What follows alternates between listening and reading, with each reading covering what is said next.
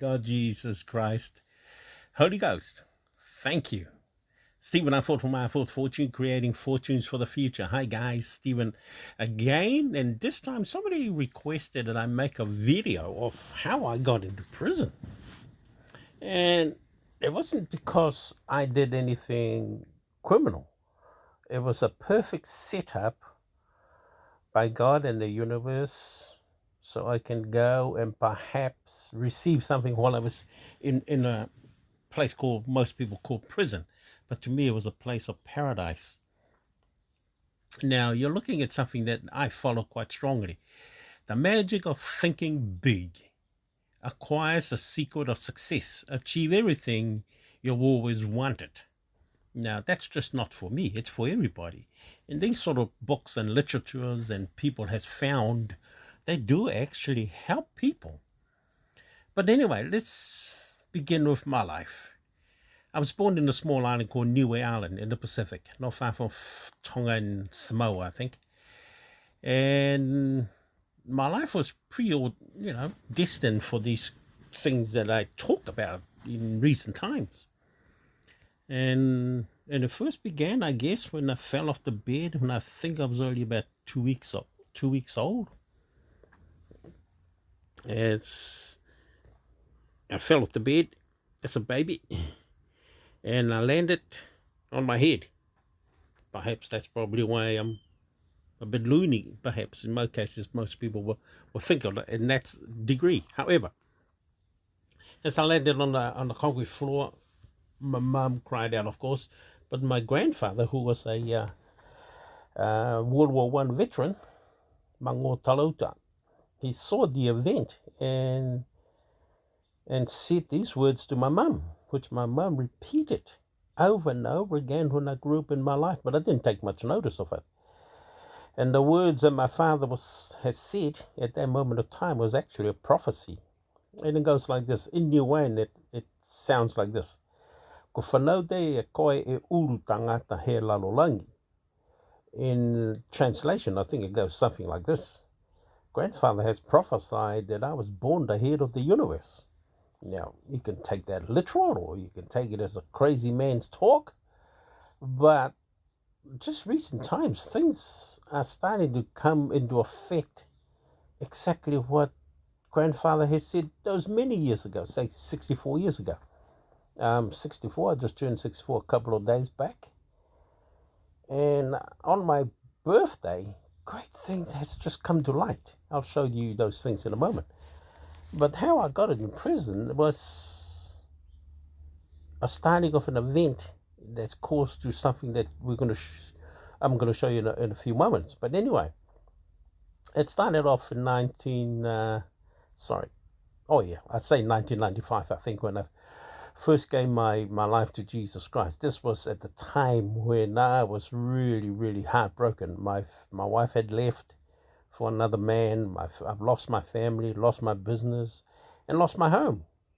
It was a time that, I could really sort of do damage to myself, like, say, commit suicide. But thankfully enough, I didn't step over that line. But it was a time of broken heart, despair, angry, lost, frustrated, jealous. But when I gave my life to Jesus Christ, things started to happen from that point on. And there was the time when I went up to, it was actually my wife's brother who said, Steve, I can see your pain. Go and ask the priest to pray over you and accept Jesus Christ. That's how bold he was. But I took his wisdom, and the next Sunday I couldn't wait to go to church and ask the priest to pray over me to accept Jesus Christ. But from that event on, things started to happen. Great things started to happen. I was going through a healing processes at that point of time from 1996 onwards. To cut the story short, by around about 2008, I was starting to invest on the stock market. This is mainly buying stocks in New Zealand and Australia. And I had followed the great Warren Buffett's advice and suggestions and wisdom, I guess. And he said, the only thing I could remember was reading, he said, don't lose money. And he said again, don't lose money when you go into investing. And he repeated again the third time, and he said, don't forget the first two. Literally don't lose money. So I just took that advice and started my investing career in 2008 and investing on the stock market. Now, and funny enough, 2008 was the time when the global financial crisis hit, GFC. I thrived, and I didn't know anything about the GFC. So I don't know what the people were worrying about, crying and losing all their hair and investments instead of just taking what Warren Buffett said. When the market is down, you don't sell at a loss. That's what he said, don't lose money. And that was the time to gather more money to buy cheap stocks when the stocks prices are so low during the GFC, and of course very similar like the Corona in 2020. But anyway, as I took those wisdom and applied them, my bank account was pretty good with finances. Only I didn't believe it at first. I was sort of hum and ha whether it was real or not. But of course it is real. Perfect money can be achieved long term on buying company stocks and shares. By around about 2010, I think. Remember, I have acquired a lot of these things that I have accumulated through from 1996 up to 2008 through this app that you see now. It's actually a book thing, The Magic of Thinking Big, and you probably read one of my other video where I talk about the Think Rich, Grow Rich. Well, I got a YouTube video or YouTube channel based on this that I had started in around about that time, 2008, 2010, before we went to Australia. And let me show you, hold on, there was another picture that I wanted to show you before I show you that. I think it was this one here. And this particular one, I have made this video around about 2010. And if you can see up the top there, Stephen R. Ford, and it's called New Billionaire just on the bottom. I was already promoting myself way back then. Back in 2010, it's the New Billionaire. And as you can see, all these events led to my imprisonment. Now, the imprisonment is really to bring to me to light with a lot more things. Remember, it wasn't a prison term. It was a great setup by God to put me in there. Very similar like the Holy Bible story of Jonah and the whale. So the whale swallowed up Jonah to take him where he's supposed to. But anyway, I ended up in prison, and the story goes like this. My wife and I just bought a home in a suburb called Mangere, and I think God just keeps hearing my prayers that I wanted more and more out of life. So he planned this whole well-orchestrated plan to get me to Australia. So he bankrupted me, sold our home in Mangere. We got a bit of profit out of it. We spent all the profits of selling on that property here in New Zealand, and I just sat for a whole year and said, Lord, if you want me in Australia, you'll have to pay for me to go to Australia. And our plan was to go and settle in Melbourne. That was the plan put into prayer. And I waited. And yeah, of course, a year later, 2 airline tickets came through the email and said, go to Brisbane, have a holiday in Brisbane before you continue your journey. Remember, I said we were supposed to settle in Melbourne, Australia, when we shifted over to Australia. Anyway, we went to Brisbane for a little holiday with my wife's sister. And on our way we were heading to Perth also at the same token, because Lily, my wife, has got plenty of siblings in Perth. And of course, our daughter was there too at the time, living over there. And on our way to Perth, the airline stopped us. And of course, that's God's hand. And asked us to give up our direct flight seats, because there was 3 of us, and I think there's 3 people who wanted to get on it. But really, that didn't matter. It was just the way God was dealing with the whole scenario. And the airline said, you have to give up, just ask us politely, of course. for a direct flight to Perth, and they'll redirect us. And I said, okay, no problem, I'll take it. My wife was freaking out. She just wants to get to Perth. And I said, honey, just listen to what the deal is. And the deal was quite a prosperous one. And the airline said, okay, as long as you can give up your direct flight now, we direct you on the new flight. And the new flight's going to go to Melbourne, then to Perth. And I knew straight away, okay, Lord, you're trying to remind me, don't forget Melbourne when we go to Perth. Anyway, we accepted the deal, and the deal was so good, we rode a plane for free from Brisbane to Melbourne. And I also asked the airline to give us an extra few hours in Melbourne to see my sister. And of course, when we got to Melbourne, I rang my sister, surprised her, and she picked us up at the airport, had lunch, had plenty of hours. Then she took us back to the airport for a flight to Perth. And when we got to Perth, everything was provided for us: a car, a home to live in, and of course, the airline also reimbursed all our airfares. So we rode the plane for nothing, and also got money in our pocket to pay for our airfare back from Perth to restart in Melbourne. But of course, that's not the story. The story ended up like this. We ended up in Perth and overstayed our stay in Perth. We used the money that was supposed to buy our airline ticket back to Melbourne and sent for our son to come and enjoy his 30th birthday in Perth, whom he was still living in New Zealand at the time. So he flew over, we paid for him to come over, enjoyed his birthday, and he flew back to New Zealand. But we didn't shift to Melbourne. Anyway, I believe God then said, okay, you didn't fulfill our little obligation to restart in Melbourne. So he set up this whole scenario called what I'm charged for. And all these things that I'm charged for, I had no intention of joining this group of people, but God's plan was so good, he set me up to be in prison utilizing this particular case. This is the story of the whole event, of course.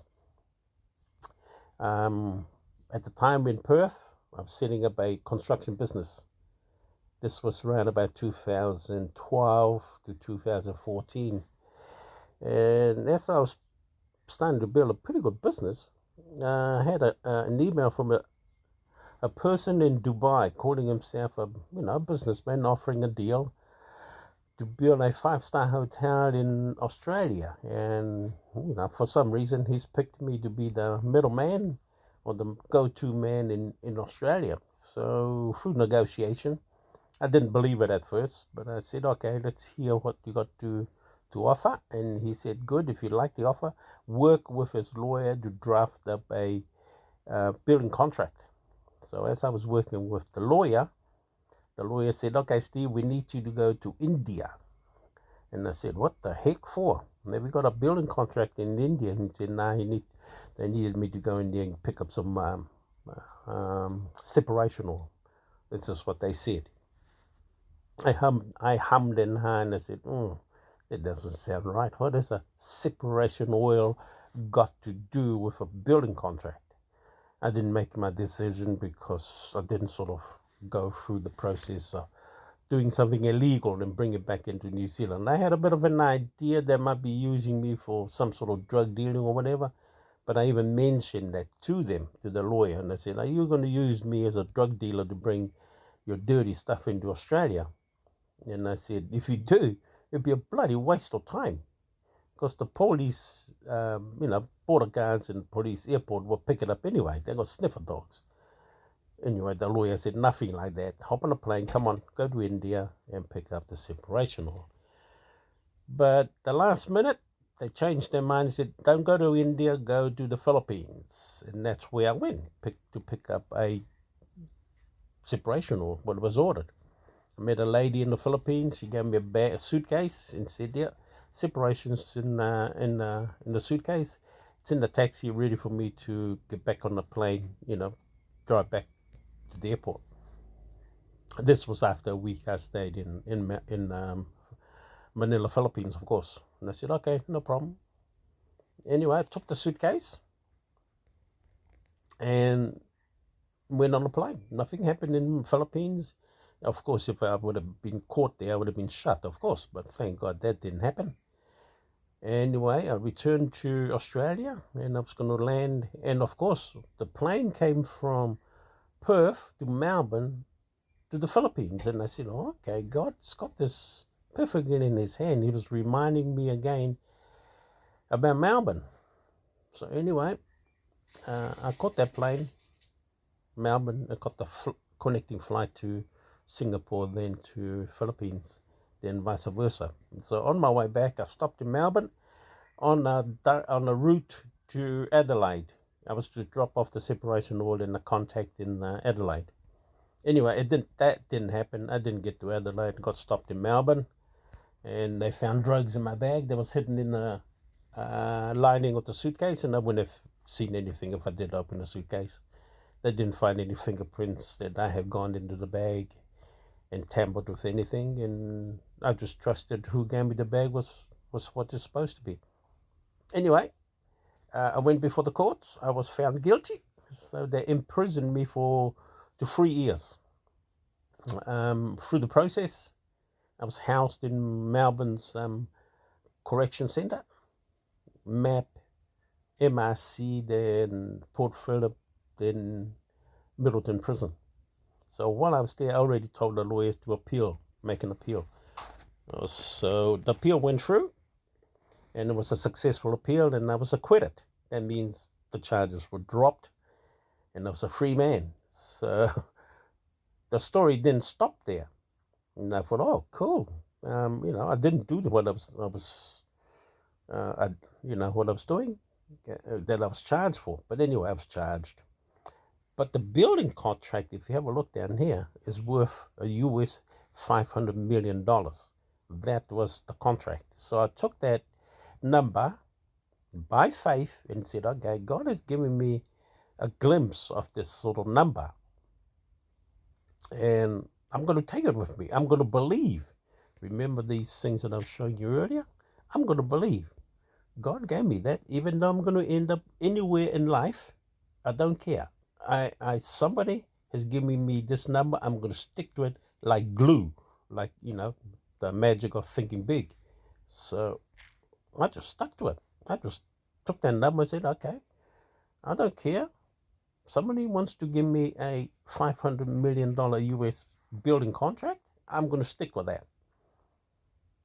I know I don't do drugs anyway. I don't deal in drugs. I don't believe in that sort of craps. I know I can earn a pretty good income without getting involved in these scrupulous sort of process. Anyway, I was acquitted. That means I was free. All the charges dropped. Police didn't like that, but anyway, that's their problem. I was out for a whole year. And now when I was out, as soon as I got out, but before I went into prison, I was already active investing on the stock market. As soon as I got out, I just got straight back on and refired up all my investment process. And this was Melbourne. Of course, remember, I was housed now in Melbourne, exactly the city I had prepared to shift to in New Zealand, but we ended up in Perth, WA. Anyway, I was staying with my two cousins the two brothers in Melbourne. I was staying with them at their houses, and I was not running, but I was starting to operate my investment processes. Then I shifted back to Perth, WA, a year later, and this was when the wife went back to Perth. And of course, while I was there, I had to come back to Melbourne to have my cousin that I was staying with. He had just previously sold a house and he needed to shift all the stuff out, and we transported it to what's the storage place. Anyway, after that, I decided to fly up to Sydney to see my sister. So while I was in Sydney, a phone call came through, and this is my sister who heard the phone call, and it was my lawyer. This was a year later, and my lawyer said, "Sorry, Steve, but you'll have to go back to court." No, not to court. You have to come back to prison. They took the case went up to Canberra, High Court in Canberra in Australia, my case anyway. And the High Court reversed my acquittal and wanted me to come back to the prison. And I had to surrender myself. And I said, "Oh, okay. Well, I wonder what God has got now for me." I just took that into notion. So I just went through the process and I surrendered myself in 2017 again. And I got locked up again. And there was another trial going through. Another trial was to see, even though I was found guilty, they're going to throw a new sentence. And I went through prison. Then they took me to immigration center, and I stayed there for about 3 months, I think, waiting for the court sentence. Anyway, the sentence came through that they were going to jail me for 10 years. Then this is the new court case. 10 years, 7 years before parole, and I get out in 2022, which was August last year. Anyway, while I was in prison, amazing things happened. I had a dream one night. This was in Port Phillip Prison, which is called PPP. And I saw a dream that God showed him his face to me. And he said to me, "Son, take my hand. We're going places." I just took his hand, and next minute, instantly, the door knocked. My cell door knocked. I was asleep. And there was a guard. He said, "Mr. Ford, pack your bags. We're transferring you." And that's when they transferred me to Lawton. But by then, I already, God has already shown me his face. But I'm a very, what's the word? Religious man by then. I knew things that God does. He does it in his own time. And I just need to be a follower. Anyways, I scroll this up for you to read. This is in the age, you can find this on the internet. Just, Google it up and you'll find a little bit more. But while I was in prison, as I said, I saw dreams and visions that it's what the sort of thing that the Holy Bible talks about, that old men will see dreams and young people will see vision or something like that. And that was the first dream. Seeing God's face, and God took my hand and said, "Come on, son, we're going places." And to me, that's quite profound. I don't care what people think. They might think I've gone crazy. Oh, hey, that's up to them. But I'm going to give you some results of what happened while I was in prison for those 7 years. And part of the dreams, I also saw that I was with a lot of beautiful young ladies having babies with them. And I even told my wife those things, of course. And of course, another dream that I just came out of the church. I love going to church to worship God. And they were building this big, massive foundation to house a ATM machine. And I heard God said, "That's yours." And I said, oh, thank you, sir. And I took that also by faith. Well, I saw that in dream. And I had those, while I was in prison also, I was writing a lot of things. I wrote a lot. There's a lot of exercise book that I have written and books. And I was also teaching inmates about the realities of life. I was teaching them how to invest on the stock market. I wasn't there blaming anybody for what had happened, but I was saying, "God, thank you. There's something you are doing for me here in Melbourne." But instead of a prison, I saw prison as a paradise. It's a place where people who makes mistake in a modern prison. We're talking about modern prison. We're not talking about the ugly prisons like in Africa or wherever. But these modern prisons, thank God, are places that I can't really explain. All I can say is how I see it. It's just a place where you can stop, think, slow yourself down, and enjoy the journey. Of course, prison have its own affairs, no difference to real life.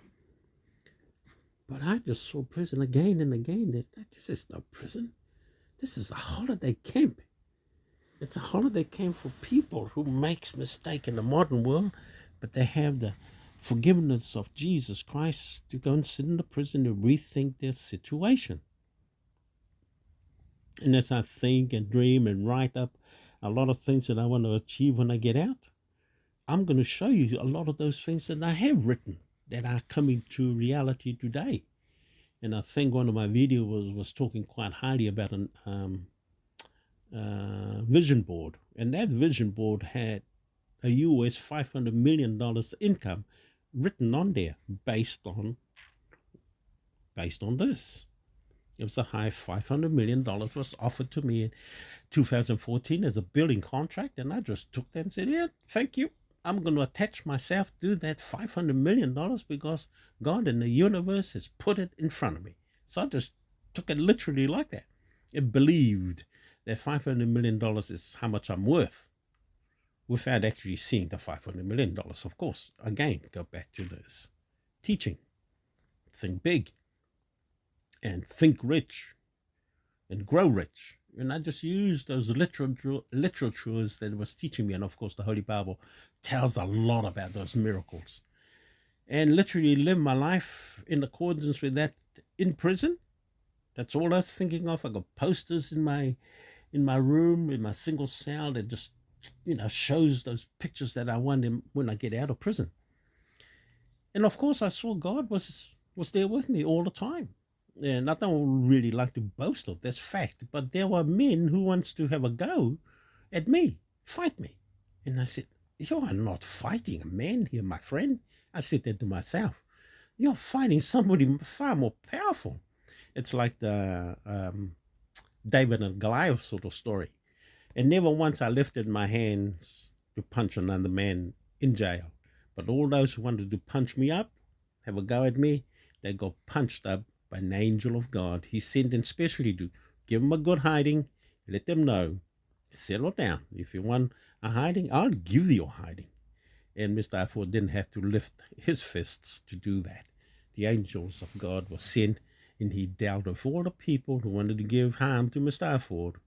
Like I said, I'm not proud of the fact, but people wanted to have a go. God provides to have a go for all of them. Those are some of that scenario. I met also a beautiful young lady called Miss Pay, Rachel Pay, in Middleton. I fell in love with the young lady, and of course the system found out about it. And I got shifted back to Port Phillip, where I did my last year before I was released in August 2022. So while I was in Port Phillip, this is another part of the story. God was there as always. Just before my release, he handed me what it was called the floodgates of glory. And literally he just said, this is my book. I want you to take it. And the message was in the title of the book, The Floodgates of Glory. Well, I took the book, read a little bit about it, and I gave it to an African young man who needed it, I think, more than I would.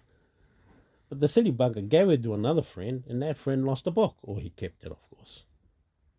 But anyway, I thought, okay, Lord, sorry, I lost your book. But when I went back to church a few weeks later, another inmate just walked up to me and said, oh, Steve, God wants you to have this. And it was another book, Floodgates of Glory. So I literally took those names of that book and said, okay, the floodgates of glory is here with me. I'm going to take that with me, and I'm going to believe on it. And when I get out, the floodgates of glory is going to pour down and bless my life. And of course, 2022, August last year, I was released. I was deported. And guess what? Being a prisoner, you'd think you'll be mistreated. But my journey out of prison to the airport, and from the airport to the airplane, was like a royal treatment. In fact, it was a royal treatment. There were people queuing to go through their packages, to go through their luggages. And I was escorted to a private room where everything was done for me. And after that, they even gave me a bed to say, Mr. Ford, go and lie down, wait for the plane, because the plane was about 2 hours. And again, I can't thank you enough, the Australian prison or corrective system, for providing so much, um, what can you call it, facilities, I think, to house people who make mistakes. Of course, there are literally other people who don't care about mistakes, but these are people who do make mistakes and they do regret it afterwards. And to house these people and give them a place to rest, think, and prepare themselves for the real world. I met a lot of wonderful young men there. One in particular, Biak Kobar. Now he's still in prison, I think, at the moment, but he literally took on to what God has given me to share with him, and I look forward to him to get out. And of course, there are other great men that I met in there. Omar, we called ourselves twins because we worked together, and people said we look like twins. So I said, okay. So I call Omar my twin. So, and that's another wonderful story. And Amneet, another Indian young man who just fell into some disarray. But anyway, I mean, in mentioning these names, they're just wonderful people. And of course, just last night, one of the fine gentlemen that I met to look after me in Port Phillip, Tumai, he contacted me last night because he was also deported on November. Now, all the people that God has put before me in the prison system, they were meant to be there for me. What I brought out, I shouldn't be calling it prison, literally. I should be calling it something like paradise, because it was. It was a place that everything was provided for you, literally. I tell you, everything. Healthcare, the best healthcare, food. You'll never go hungry in prison. Yeah, in fact, I was telling the boys, the only thing you got to watch here is don't get fat, because the food provided. Oh, it's what is it? 5-star hotel sort of quality food, but of course you got to cook it yourself. And that's the reality of that fact that I was supposed to be in Melbourne, but I ended up in Perth, and that's how God returned me to Melbourne, because He had everything set up in Melbourne, but me being silly boy went to Perth. But can't blame God; He knows what He's doing. And prison was, sort of a 5-star hotel, literally. At times, I'd be in my prison cell and food just come flooding in through that little hole where the guard serves us. It was amazing. I just say, God, thank you. I am, in the royalty palace here. The guards were serving me. And I just literally took that into notion and be grateful for it. And I lived in prison, being grateful even though I decided to be out. But being grateful was one of those extraordinary times that I saw this is not prison. This is definitely no prison. And I lived also understanding. I will release a lot of my books later. I think somebody will have to compile it. There's so many notes in there. But anyway, this is 2023, and the date today is the 30th of March. My birthday has just been gone, and my birthday present has just been received. And that's the area that I'm going to take you into now. What I already prepared myself and what God already told me, or the universe, told me through the processes from 1996 up to now, has come through those processes. It's a process, remember. The magic of thinking big. This is how I think. Big things. So if I'm thinking of my income, I'm not thinking of what's achievable. I think of the things that only God could do, or a miracle, for example, could happen. So my numbers, when I think of income, are not your normal numbers. As you saw, I grabbed a hold of the $500 million US was given to me by the billing contract and said, no, I'm taking ownership of that. I'm going to own it. That's my income when I get out of prison. So if I'm going to do prison term just to own the $500 million, I would do it gladly. So, of course, I'm going to show you some of those results so far.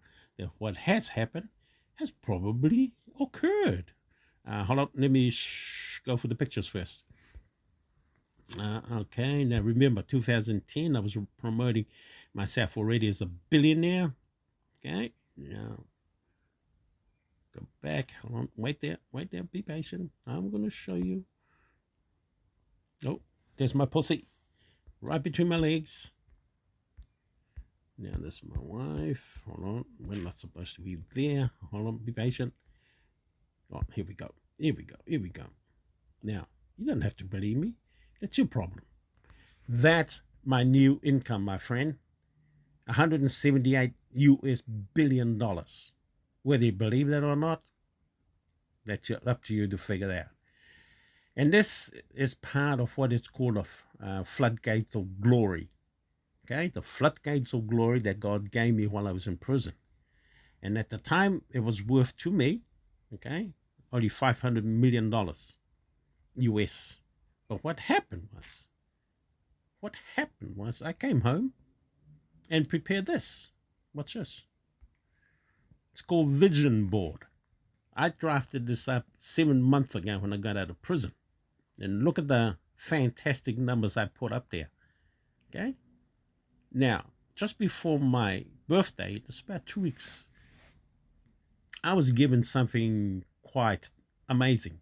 They called it in the short-term trading node. I was given a short-term node, but the node came with this instructions, open node. So I just took the node and started trading.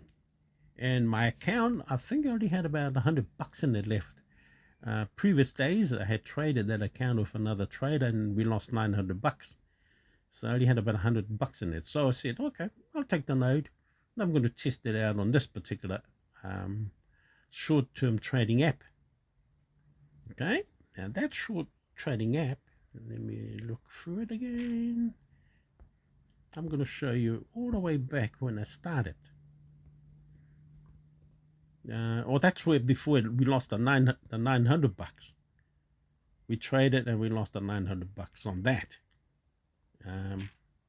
I wasn't dismayed. I just said to the girl, don't worry about it.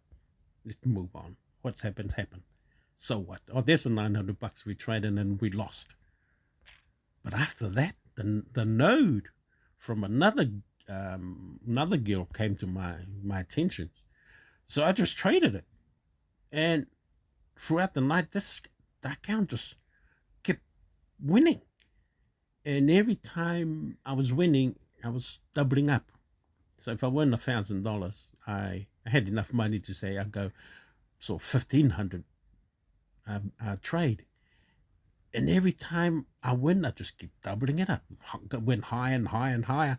And within 3 nights of trading, the open node, hold on, that was the wrong one. Let's go back to my vision board.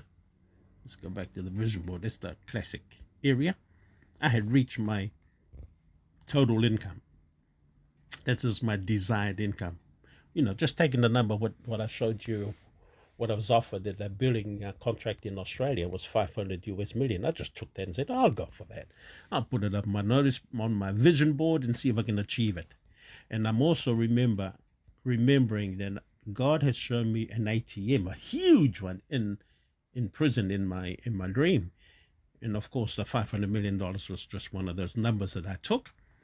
And the 3 nights, I had reached that number.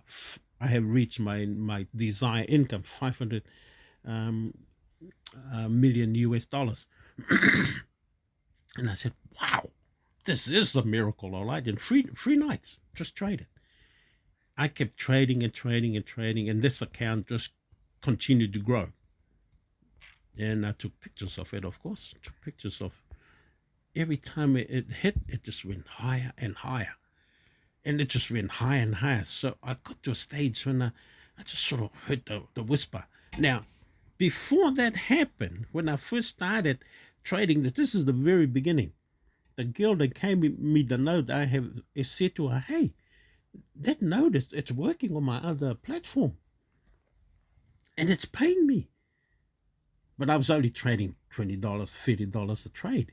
And said, okay, she said to me, oh, make a $100 trade. So I did. And they won. And from that moment when she did that, I just kept doubling up my bets. I didn't stop. I just went for it until I hit this number. Of course, this number I already showed you in my dream board. When I hit the number, it was an unbelievable moment. And I said, no, this thing is working. Why would I want to stop something when it's working? It's like a lolly scramble. When you have a lolly scramble, you don't stop, you pick them up.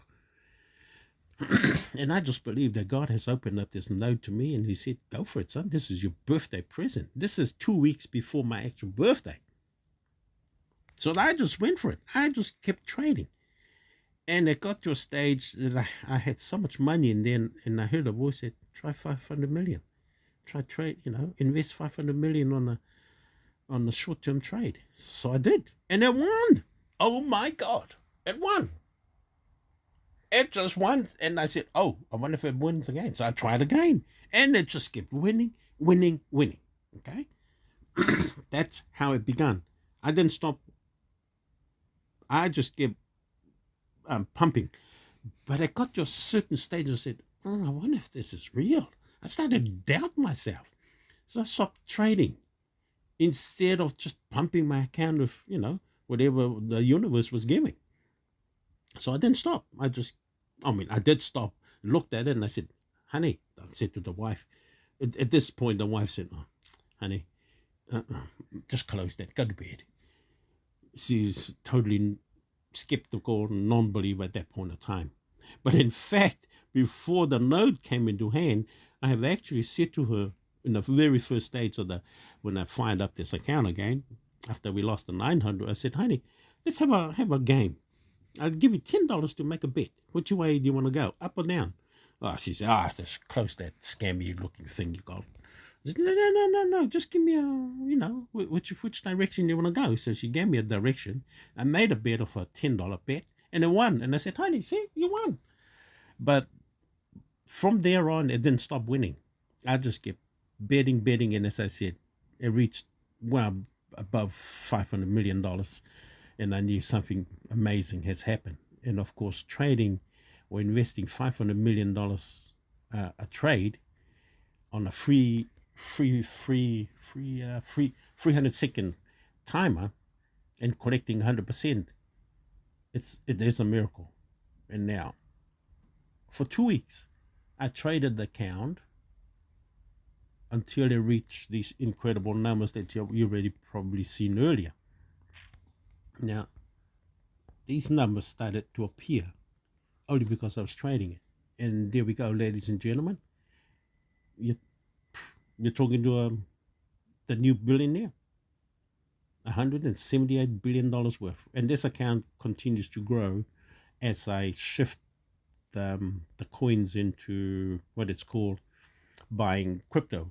As you can see here in this particular case, what is it? Something $129 billion worth of Bitcoin. But basically, it was all the money was held in USDT. So because they had these other coins inside the app, I just said, I wonder if I just buy these and just leave it in there. But I buy it at a certain time to catch each coin as it grows, and I'm trading at the same time. So once I get a lot of money a lot of profits from one coin, I just exchange it back to USDT and look for the next opportunity. And this account is continuing to grow where it is today, all because the things that God has shown me in prison, and these are the realities today that I'm sharing with my fans and anybody who wishes to, go after their own goal. And that's what's more important why I make these videos, not to boast of what I got, is to share with you what you can do to reach your wildest dreams.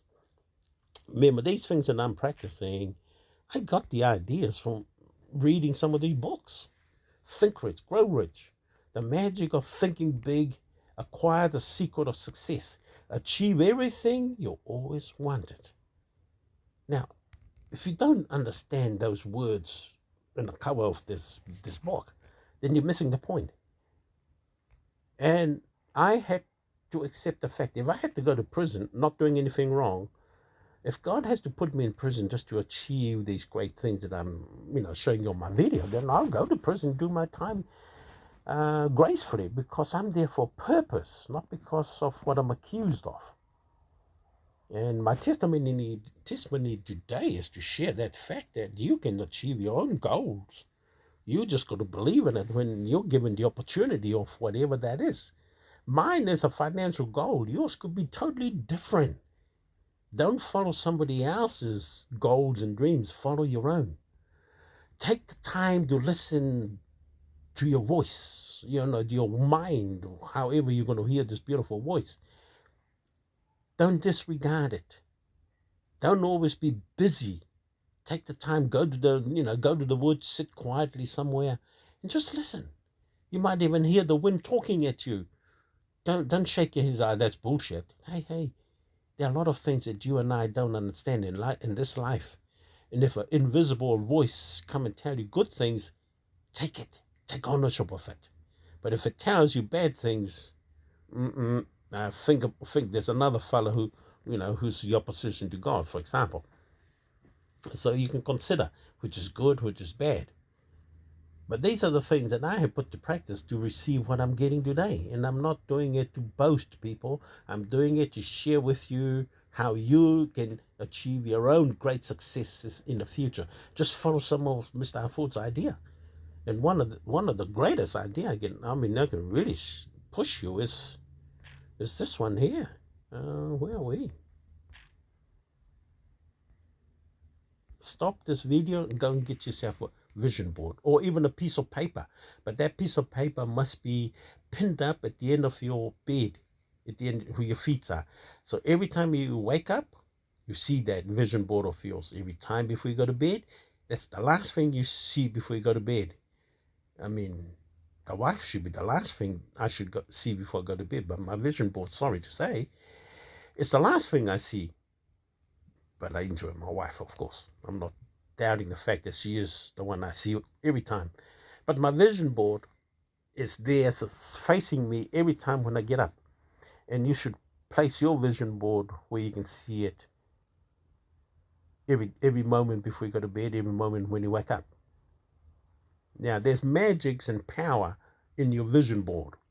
Just do it and watch the miracles unfold. And that's what I'm encouraging. Draw up your vision board. It doesn't have to be the same as mine, please. Yours is your own desire, whatever that is. Write it up. Write it up.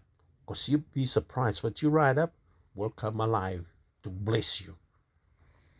But anyway, as we sign off, up the top of this vision board, as you can see, I'm already worth 168 billion.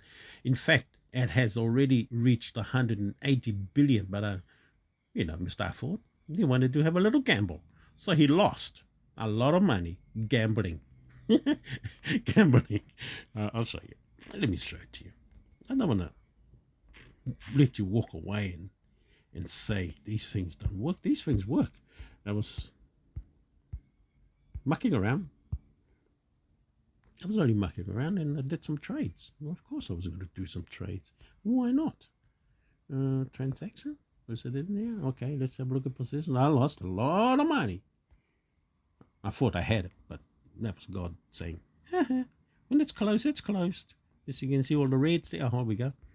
I lost there 50K, 50K, 20K, 10K, 10K, $100, $500. I think there was some trade here. I did about 100.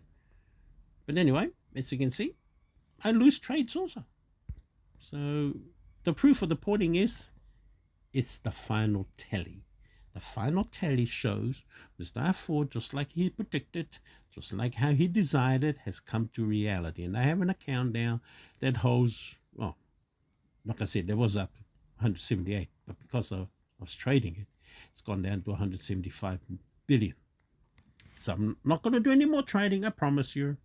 If anybody gives me a note to trade this account, then I'll trade it.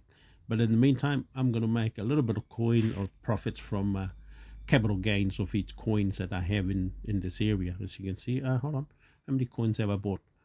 Bitcoin, Ethereum, DOS, TRX, DOT, ADA, BSW, SDG, LTC, EOS, PCH, ETC, DF, NEO,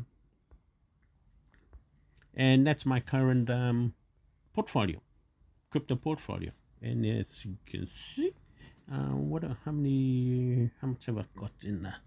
NEO, I got to count the zeros, sorry. I got to count the digits. 1, 2, 3.